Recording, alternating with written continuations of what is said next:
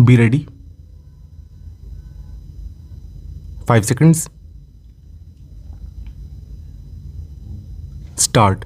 Sir, natural calamities seemed to be now a very regular feature. This year, there are several states which are seriously affected by drought. In some states, it is the second successive year of drought, and in some other states, it is almost third successive year. It means that large sums of money will have to be provided, and I trust the priorities will be respected.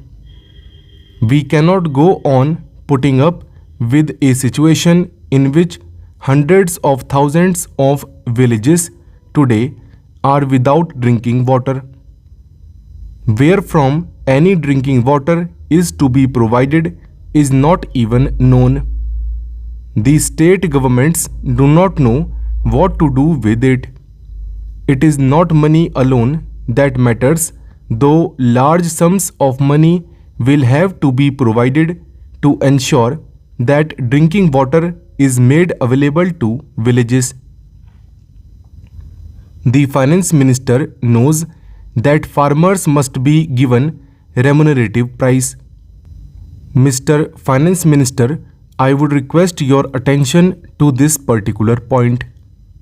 You have said that by giving remunerative prices to farmers in respect of sugar, you have seen the result immediately, and the manner in which the sugar cultivation improved has increased, and you have larger sugar production. That is exactly what we say. If you give remunerative price to farmers for what they produce, not only will you be doing justice to them, but you also ensure increased production. Productivity is one of your major, ought to be one of your major thrust bears. It is the one thing in which you are not being successful, whether it is on the agricultural front or on the industrial front. I hope that this is something to which you will pay greater attention. When the finance minister started his budgetary exercise in 2008, he endeavored to do two things. One was to loosen the tight regulatory grip that he had on industry. Government decided to loosen it a little bit. The second thing that they had decided to do was a streamlining the fiscal and budgetary process so as to enhance revenue collection and stabilize the business and trade. On both these fronts, subsequent developments have been somewhat hesitant, but in some cases very contradictory also.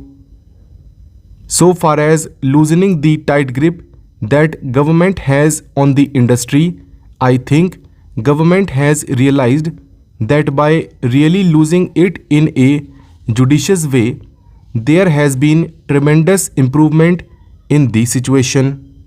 Why that process has stopped, I do not know.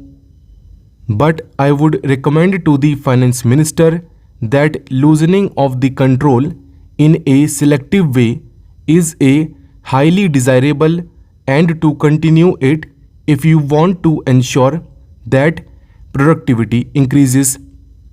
Productivity can only increase if there is less and less restrictions and fewer restrictions. Even more than that, please note that what is not yet changed is the delay that takes place in decision making. The delay in decision making has a disastrous effect in many ways.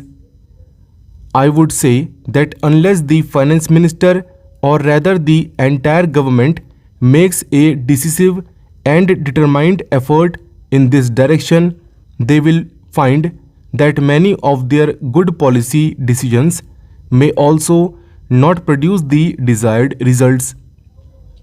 So far as streamlining of the fiscal and budgetary process is concerned, I have already said that the streamlining has been successful up to a point, but it is the budgetary process where the finance minister desired to have an open policy that have something in regard to say.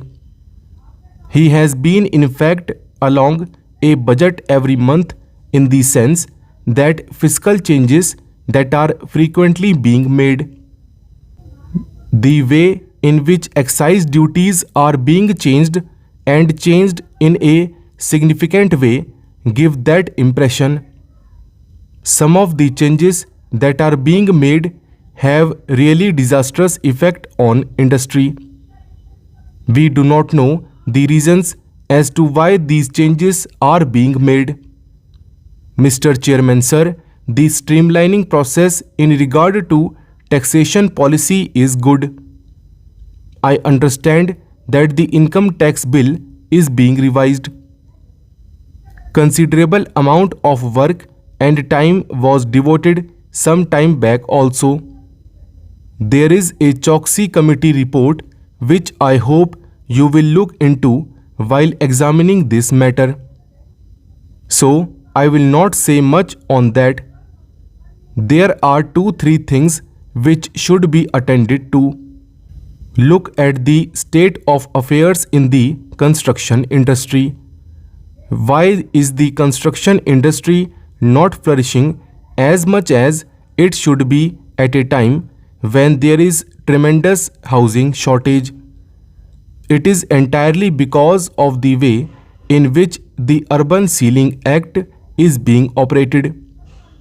I think it is the time that the government seriously re-examine that act with a view not to defeat main objective of the Urban Ceiling Act, but with a view to ensuring that it does not become a throttle in the construction activity so as to become incapable of reducing the housing shortage, which is very serious.